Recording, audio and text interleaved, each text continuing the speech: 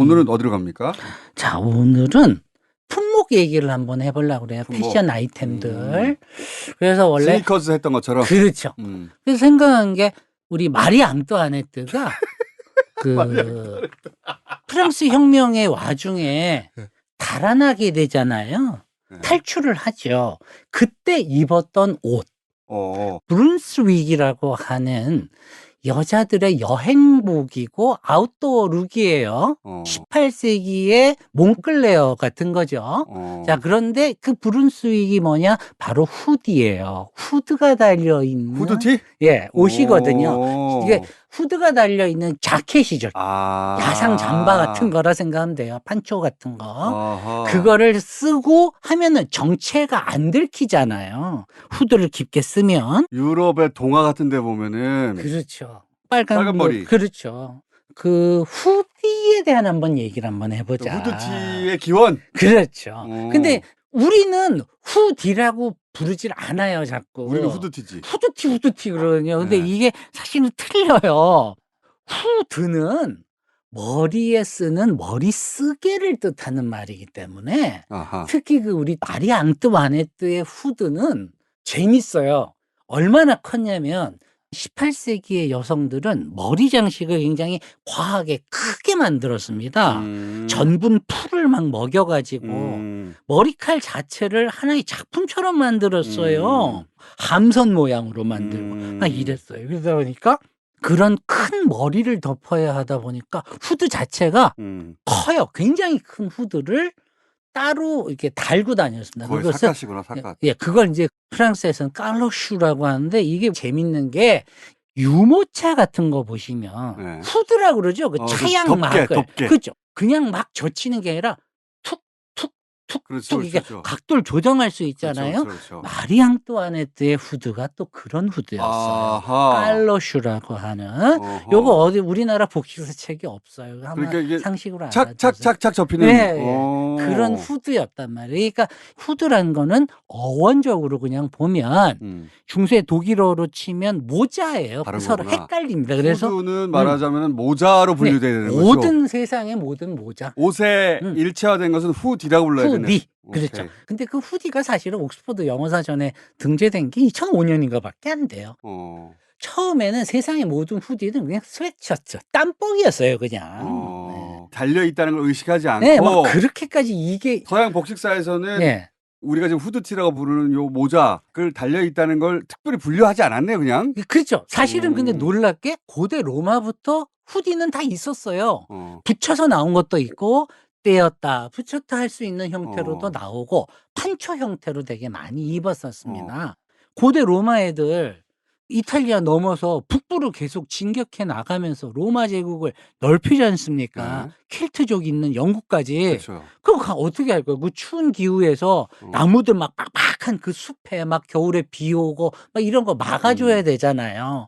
판초웨이 같은 파에눌라라는 옷도 있고 그걸 이제 후드의 원형이다라고 국내 학자들은 얘기를 많이 합니다. 그런데 저는 조금 생각이 다른 게 그냥 사람 옷이라는 게 기본적으로 악천후에서 내가 어떻게 버틸 건가 그러면서 발명되어 온 게 옷이다 보니까 진짜 많아요. 후드 달린 옷들이. 라틴어로 쿠쿨루스라는 옷이 있어요. 로마 라틴어에 속담이 하나 있습니다. 이 쿠쿨루스가 이제 흔히 말하는 후드가 달려있는 착탈식 코트 같은 건데 장미의 이름 뭐 이런 소설들 보면 수도사들이 되게 많이 입고 있잖아요. 그 수도사들이 뭐가 푹 뒤집어 쓰고 있지. 그렇죠. 그래서 로마 시대 때부터 뭐라고 했냐면 쿠쿨루스 논 파스 모나 후드를 입었다고 해서 모두가 수도사가 되는 것은 아니다. 이런 뜻입니다. 한 마리의 제비를 봤다고 봄이 오는 것은 아니다. 우리가 참 이런 걸 보면서 얼마나 많이 느껴요. 하나의 파우치를 파우친다고 해서 민주가 오는 건 아니잖아. 참 이런 의미에서도 우리는 좀 봐야 되는데 섣불리 하지 말고 조금씩. 근데 최근에 사람들이 이렇게 저한테 DM을 어마어마하게 많이 보내왔는데 파우치와 클러치와 핸드백의 차이는 뭐냐요? 클러치 하나가 영빈을 설명해 주진 않잖아. 자, 그래서 이 후드에 대한 얘기를 우리가 좀 해야 되는데. 자, 그러니까 그 로마에서는 이게 대중이 다 입었어요. 이 쿠클루스는 그 기장이나 이런 디자인이 오늘날의 후드티에 되게 비슷해요. 그게 원형이다. 예, 제가 보기에는. 그래서 이 후드라고 하는 것이 중세로 가게 되면서 수도사의 어떤 정복처럼 됐던 거죠. 세속의 유혹으로부터 자신을 차단한다. 아, 이거 진짜 좋은 해석입니다. 맞아요. 모자를 쓰고 깊게 나를 숙이고 다닐 수 있고, 또 후드를 쓸 수밖에 없는 이유가 있죠. 어떤 분처럼 머리가 없어. 여기를 파내가지고 위를. 수도승들이 그때 그랬죠. 수도승들은 여기 그랬죠. 머리 위를 동그란 부분을 삭발을 했죠. 그걸 흔히 이제 톤슈어라고 했는데, 왜 그러냐면 이제 머리칼이라고 하는 것은 세상에 대한 욕망, 성욕이 모이는 지점. 성경도 보면은 삼손을 유혹하는 데릴라를 항상 그림에서 묘사할 때 찰랑찰랑하는 머리칼이잖아요. 그 머리칼의 어느 한 부분을 도려내는 거죠. 세속의 유혹으로부터 차단하고 내가 스스로. 그걸 이제 평상시에는 이렇게 후드를 쓰고 이제 외부 출타를 하고 이제 다니고. 욕망하고 상징 연결되는 게 확실하네요. 그렇죠. 종교적인 헌신이라든가 그런 의미도 있었던 것입니다. 그러다가 17세기부터 여자들이 입기 시작하는데, 여자들이 이때부터 마리 앙투아네트의 용도와 같은 거예요. 쓰고 바깥을 나가면 남이 알아보지 못하는.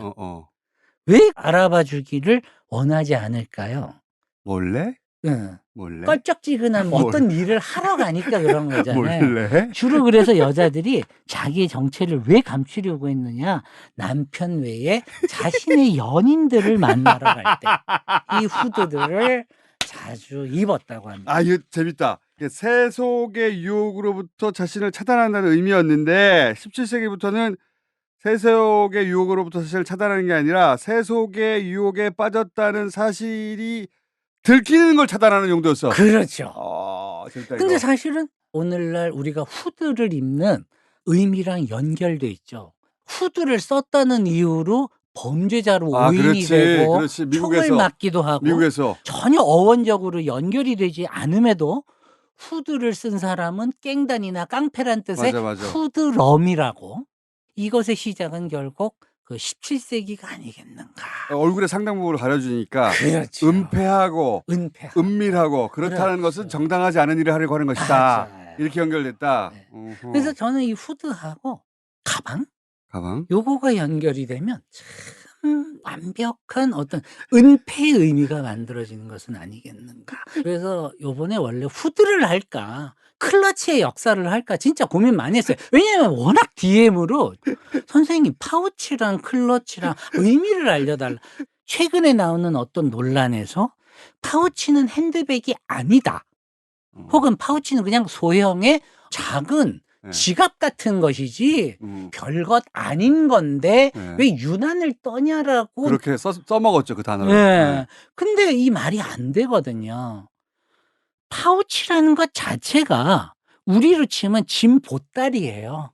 그냥 짐을 담아두는 가방이라는 뜻일 뿐인 것이고 파우치는 모든 가방의 원형이죠, 사실은. 그러니까 파우치라는 단어를 썼던 이유는 KBS에서 사실은 작고 별거 아니라는 의미로 썼으나 잘못 썼다. 그걸 뭔가 중형의 핸드백 안에 손지갑처럼 집어넣는 이런 식으로 포지셔닝을 하고 싶어 했던 것 같은데 우리 김 여사님이 얼마나 훌륭해요. 끈달려 있더라고. 핸드백의 기준은 숄더 스트립. 그러니까 어깨끈이 달려 있으면 핸드백이다라고 보는 거예요. 손을 자유롭게 해주는 가방이란 뜻인 거거든요. 그러니까 크게는 파우치로 부를 수 있고. 장 필립 카우프만이라고요. 프랑스의 사회학자가 쓴 아주 좋은 책이 하나 있어요. 그래서 여자의 가방이라는. 여자들은 왜 가방을 고를 때 애를 쓸까? 왜 그리고 가방을 그렇게 가지고 싶어 할까? 그거 참 저도 그 안에 신기해요. 왜 칸을 나누어서 어떤 것을 담으려고 하는가? 뭐라고 그 양반은 설명합니까? 사실은 뭐 실제로 프랑스에서 75명의 여자들을 인터뷰하고 그 가방에 털어가지고 그 소지품들을 이제 같이 하나하나 읽어보면서 그 사회학자가 사회적으로 접근해 본 거야? 그렇죠. 그러다 보니까 감성적인 문장이 있는 게 아니에요. 저는 이제 딱 하나의 문장만 좀 기억이 돼요. 카우프만이 그랬어요.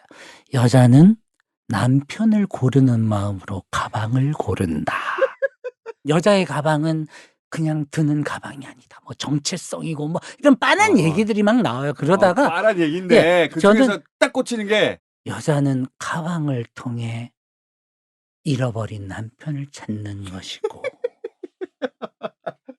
어떤 의미에서 그렇다는 거지? 남편에게 얻지 못한 그 어떤 것을 희구할 때 새로운 가방을 탐하게 된다.